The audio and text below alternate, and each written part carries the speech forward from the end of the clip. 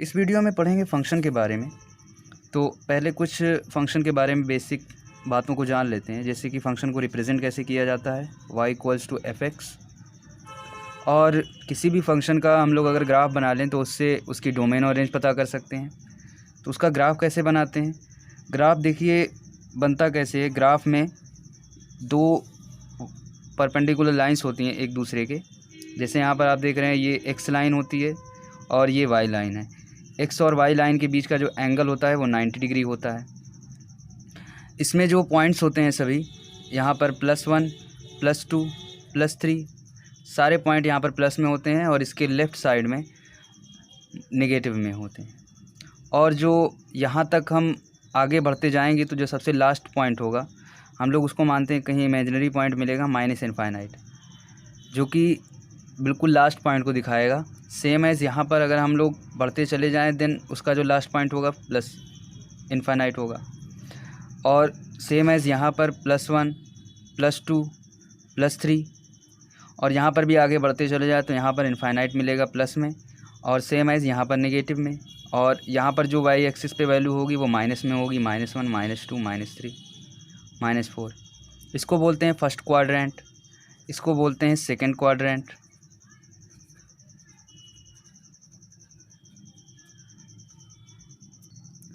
ये होता है थर्ड क्वाड्रेंट और ये होता है फोर्थ क्वाड्रेंट।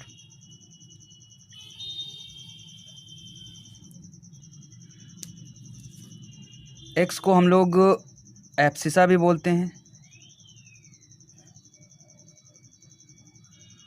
और वाई को ऑर्डिनेट बोलते हैं। इसका मतलब क्या है एब्सिसा और ऑर्डिनेट का? जैसे हम यहाँ पर किसी भी अगर पॉइंट को डिफ़ाइन करेंगे, मान लेते हैं हमने यहाँ पर एक पॉइंट लिया, इस पॉइंट पर ये जो है ये पॉइंट कहीं यहाँ पर आ रहा है। यहाँ पर अगर इस पॉइंट की वैल्यू जो है x1 है और ये जो है आप देख रहे हैं यहाँ पर कोई पॉइंट y1 है। यहाँ पर जैसे इस पॉइंट की लोकेशन को कैसे आप डिफ़ाइन करेंगे, यहाँ तक की ये जो वैल्यू है वो x एक्सिस पर x1 है और यहाँ तक की जो वैल्यू है y एक्सिस पे वो y1 है। तो इस पॉइंट के जो कोऑर्डिनेट्स होंगे वो होंगे x1 y1। यही x1 y1 का जो ये वाला पार्ट होता है ये पहले लिखा जाता है, ये होता है एब्सिसा, और ये दूसरा वाला जो होता है ये होता है ऑर्डिनेट। तो अगर किसी भी पॉइंट की हमें लोकेशन पता करनी है देन अगर वो कहीं पर भी है तो ये यहाँ पर इसका होता है सेंटर पॉइंट, 0 0 इसको बोलते हैं। तो 0 0 से उसकी हम लोग लोकेशन पता कर सकते हैं। अब अगर यहाँ पर दोनों इसके जो x और y कोऑर्डिनेट्स हैं ये अगर पॉजिटिव में होते हैं तो ये फर्स्ट क्वाड्रेंट में होता है। मतलब फर्स्ट क्वाड्रेंट में जो x और y के कोफिशिएंट्स होते हैं वो पॉजिटिव होते हैं। और यहाँ पर आप देखें x का कोफिशिएंट जो होगा वो नेगेटिव में होगा, -x1, और यहाँ पर पॉजिटिव y1। यहाँ पर आप देखें यहाँ पर भी x की वैल्यू नेगेटिव में मिलेगी और y की वैल्यू भी नेगेटिव में मिलेगी। यहाँ पर x की वैल्यू पॉजिटिव होगी लेकिन y1 की वैल्यू नेगेटिव होगी। तो फर्स्ट क्वाड्रेंट में क्या क्या वैल्यूज़ होती हैं, सेकंड क्वाड्रेंट में क्या क्या साइन होता है यहाँ पर x के साथ में, और यहाँ पर थर्ड में क्या होता है इसको आप देख सकते हैं यहाँ पर। तो ये तो हो गया ग्राफ क्या होता है। अब अगर हमें किसी कर्व का ग्राफ बनाना है, ये तो थे हमारे कोऑर्डिनेट्स सिस्टम, किस तरह से कोऑर्डिनेट्स बताते हैं किसी भी पॉइंट्स के।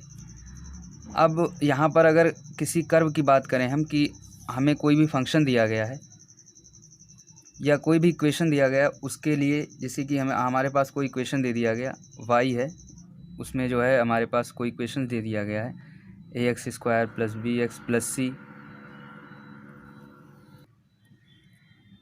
कोई भी इक्वेशन है। तो उसके लिए कर्व कैसे बनाएंगे, कर्व बनाते कैसे हैं? यहाँ पर x होता है और y होता है। x की वैल्यू क्या होती है, हम लोग इनपुट करते जाते हैं, x की वैल्यू यहाँ पर पुट करते जाते हैं 0 से लेकर के इनफाइनाइट तक, यहाँ से लेकर -इनफाइनाइट से लेकर यहाँ 0 तक। तो यहाँ पर ये भी होता है कि -इनफाइनाइट से इनफाइनाइट तक जितनी भी वैल्यूज़ आप रख सकते हैं वो होती है डोमेन, और यहाँ पर जो हमें y की वैल्यूज़ मिलती हैं वो होती है रेंज। जैसे हमें मान लीजिए x की वैल्यू जब हमने 1 रखी तो y की वैल्यू 5 आ रही है। यहाँ पर कहीं पॉइंट है, ये 1 है, ये 3 है, ये 5 है, तो एक पॉइंट ये हमें मिल गया। जैसे यहाँ पर हमने x की वैल्यू 1 रखी, y की वैल्यू 5 आई। हमने x की वैल्यू 0 रखी, y की वैल्यू भी 0 आ गई यहाँ पर। और जैसे ही हम लोग x की वैल्यू नेगेटिव में जाते हैं y की वैल्यू मिलने लगी -5। यहाँ पर कहीं अगर -1 है तो -1 रखने पे हमें वैल्यू क्या मिल रही है, -5, ये पॉइंट। तो इन सभी पॉइंट्स को मिलाते हुए हम कर्व बनाएंगे। ये जो कर्व होगा यही इस फंक्शन का या जो भी इक्वेशन है इसका ग्राफ होगा।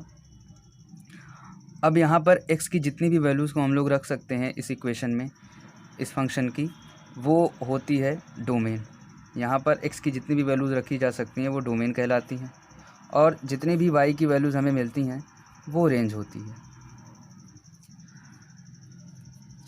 इसके बाद एक इम्पॉर्टेंट पॉइंट देखते हैं, जैसे कि कोई भी जो फंक्शन लिखा होता है या तो वो नॉमिनेटर अपॉन डिनोमिनेटर के फॉर्म में लिखा हो सकता है किसी भी फॉर्म में, या फिर अंडर रूट के फॉर्म में लिखा हो सकता है, मॉड के फॉर्म में लिखा हो सकता है, log x, कुछ भी हो सकता है। ढेर सारे यहाँ पर फंक्शंस हैं। तो ये फंक्शन एग्जिस्ट कब करेगा, जैसे कि अगर डिनोमिनेटर अपॉन डिनोमिनेटर हमारे पास फंक्शन में है, देन ये एग्जिस्ट तब करेगा जब डिनोमिनेटर की वैल्यू ज़ीरो नहीं होगी, क्योंकि यहाँ पर ज़ीरो जैसे ही रखेंगे ये फंक्शन अनएग्जिस्ट हो जाएगा। यहाँ पर 1/0 इनफाइनाइट को टेंस हो जाएगा, तो यहाँ पर डिनोमिनेटर की वैल्यू कभी ज़ीरो नहीं होनी चाहिए, तभी ये फंक्शन एग्जिस्ट करेगा। अंडर रूट में ये स्क्वायर रूट है। अंडर रूट में क्या होगा, जब भी यहाँ पर कोई वैल्यू लिखेंगे वो वैल्यू ऑलवेज़ भी greater than or equals to zero होनी चाहिए। यहाँ पर मॉड में आप कोई भी वैल्यू रख सकते हैं, greater than or equals to zero या less than or equals to zero. log x में क्या है, जब भी आप x की वैल्यू रखेंगे वो ऑलवेज़ भी पॉजिटिव रखेंगे।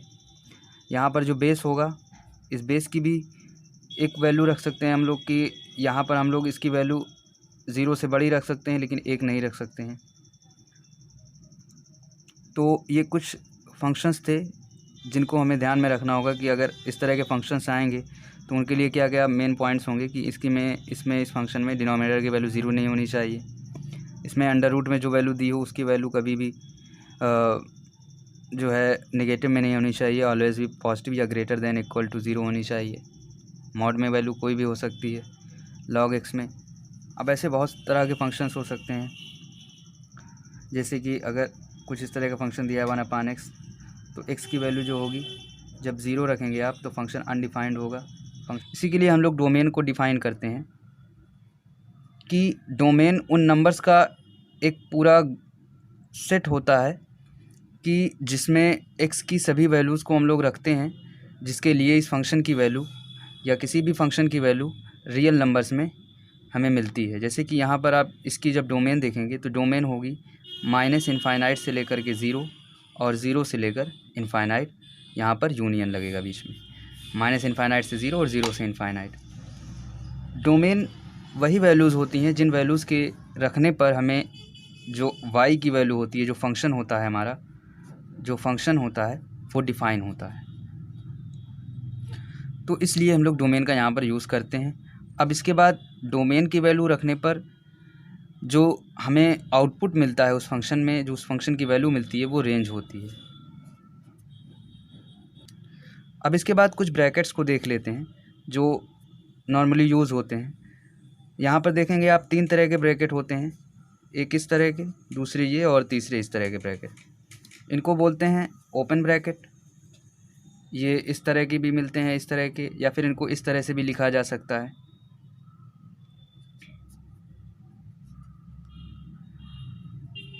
जैसे कि अगर आप कोई इंटरवल लिख रहे हैं जैसे 2 से 3, तो ये तो है आपका ओपन ब्रैकेट में, लेकिन अगर आप इसको इस तरीके से भी लिख सकते हैं, सेम ही दोनों वैल्यूज़ को लिए लिखेंगे, ये इस तरह से भी लिख सकते हैं। और ये होता है क्लोज ब्रैकेट, और ये इसको बोलते हैं कर्ली ब्रैकेट।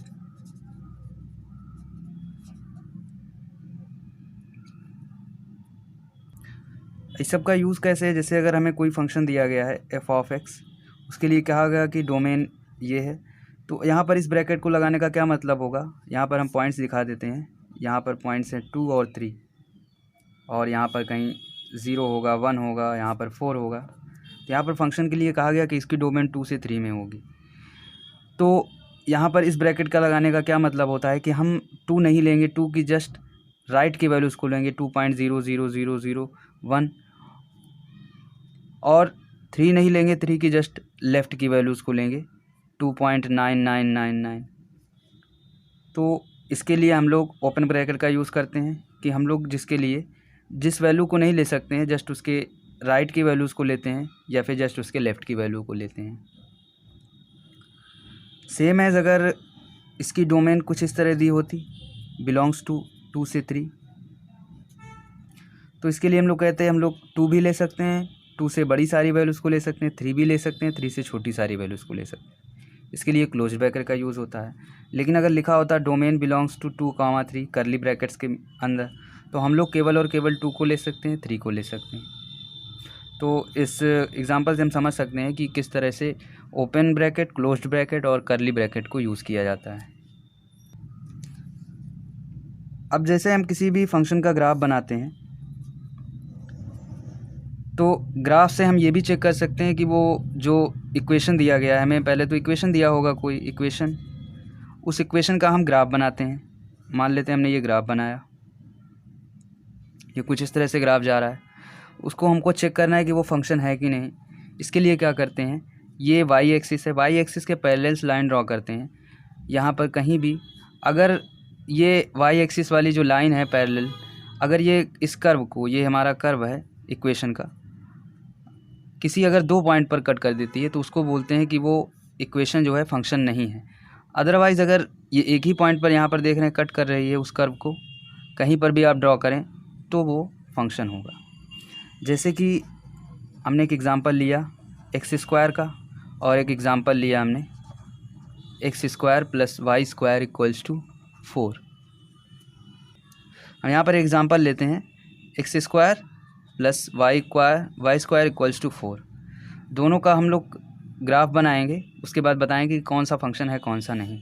जैसे यहाँ पर x² का ग्राफ कुछ इस तरह बनेगा, ये x एक्सिस है, ये y एक्सिस है, और x² + y² = 4 ये एक सर्किल का इक्वेशन है। इसका ग्राफ कुछ इस तरह बनता है, ये x एक्सिस, ये y एक्सिस। यहाँ पर आप देखें y एक्सिस के पैरेलल लाइन को खींचेंगे। अगर यहाँ पर हम लाइन कोई ड्रॉ कर रहे हैं तो यहाँ पर देख रहे हैं 2 पॉइंट्स को कट कर रहा है, तो ये जो है फंक्शन नहीं है। लेकिन यहाँ पर कहीं पर भी आप ड्रॉ कर लें, हर जगह पर आपको एक ही पॉइंट कट करेगा y एक्सिस के पैरेलल की लाइन, तो ये फंक्शन आपका होगा। इस तरह से आप फंक्शन है कि नहीं इसको भी चेक कर सकते हैं। इसके बाद इनइक्वालिटी को थोड़ा सा समझ लेते हैं।